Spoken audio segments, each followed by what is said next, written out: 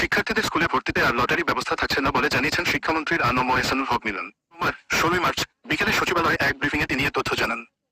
বলেন, স্কুল ভর্তিতে লটারি চূড়ান্তভাবে বাতিল করা হয়েছে। এর ফলে ক্লাস 1 থেকে লটারির মাধ্যমে আর ভর্তির সুযোগ থাকছে না। পাশাপাশি এমন কোনো প্রতিযোগিতা আনব না যেন শিক্ষার্থীদের উপর অতিরিক্ত চাপ প্রয়োগ হয়। শিক্ষামন্ত্রী বলেন, শিক্ষায় লটারি এটা তো জুয়া খেলা। এটা কিভাবে সিস্টেম হতে পারে?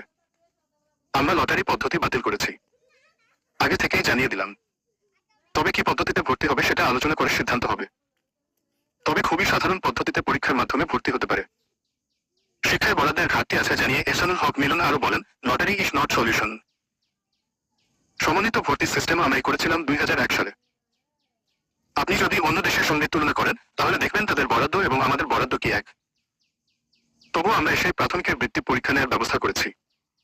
আরো কাজ আমরা করছি, এগুলো আলোচনায় আনতে হবে।